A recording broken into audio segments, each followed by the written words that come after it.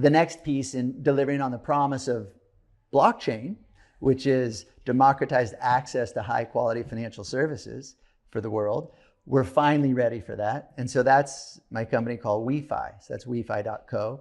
And it is a neobank. We've coined a new term called neobank, a decentralized on-chain bank. So there's banking in the traditional systems, and then the neobank, which is using the traditional system, but with no physical presence, just online. And the neobank is, instead of using the traditional system, it's online, but it's using the future system, the blockchain.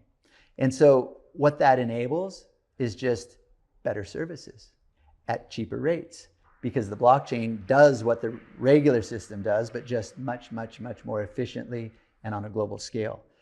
And so we've packaged and simplified the complexities of utilizing blockchain-based wallets and making investments in DeFi and different things like that. We've really created a very simple and friendly user interface and beautiful brand around it called WeFi.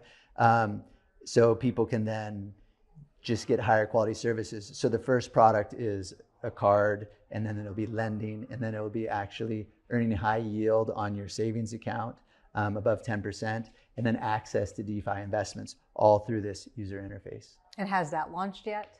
That's launched. Okay. Yeah. And the beauty of WeFi is we're also putting the community first, and WeFi is truly delivering on the promise of Web3, which is ensuring the community is the one that gets rewarded for participation. So there's a token. So we have an ITO, which is an initial technology offering, and people can buy into that, which mines WeFi tokens, which power the network and provide all the rewards. And since we're doing that type of sale, because then tens of thousands of people, and soon over 100,000 people, will be investors and customers. Because while we do provide very efficient banking services in a very beautiful package, there are a lot of people providing banking services. So how do you get ahead in that?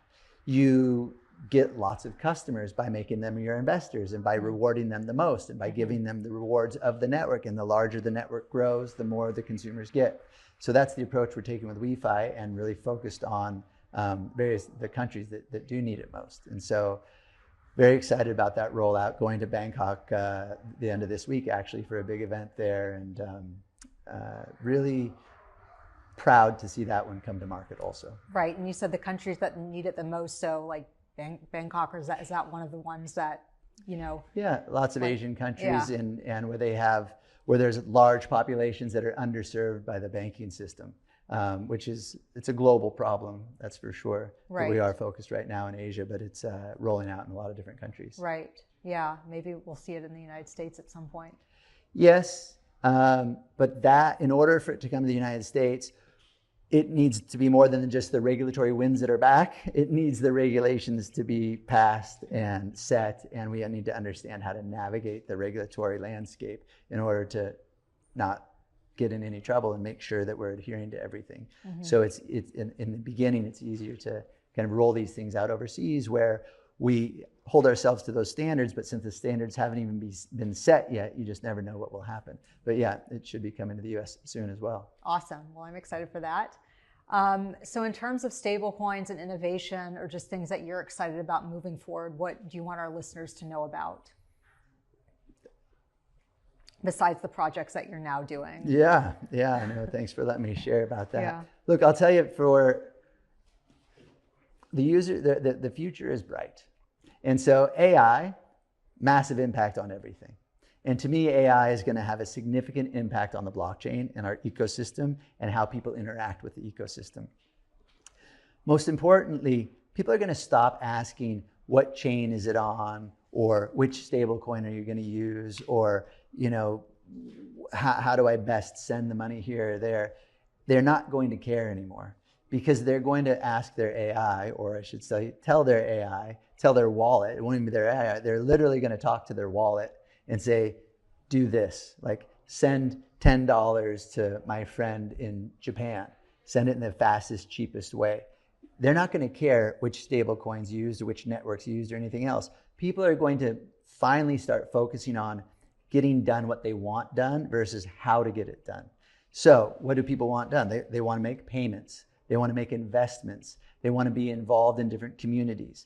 And right now, to make payments and do investments in the crypto space, it's complicated, especially if you want to do self-custody. It's very complicated. There's lots of risks. You might lose your password. You might get hacked. And so, and since it's so complicated, the best user interface isn't going to mask that complication. The only way to solve like this interface moment for blockchain where the masses can participate is through AI. And that's coming soon, and it's probably coming faster than we think. But to me, that's something to lean into for everyone, is the understanding of the nuances of AI, how it works, how to get the most out of it, not just through crypto, but in all aspects of their life. Because like it or not, it's hitting us like a tidal wave, and a lot of people still kind of shy away from it. And so my encouragement is, yes, learn about blockchain and lean in, but just more importantly, learn about AI in all aspects of your life and how you can utilize it, because if you don't, you will quickly be left behind. So yeah, that's interesting. And I'm glad you bring that up, because I was going to ask you about AI and I forgot. So thank you for mentioning that. Yeah. Wonderful. Well, I know we're running low on time. So if our listeners want to get in touch with you, are you on X? Are you on social media? How can they reach out? Yep, absolutely. Find me on X. That'd be great at Reeve_Collins.com or Reeve_Collins. Yeah, right. Not the .com. All the internet talk, we're like starting to, yeah.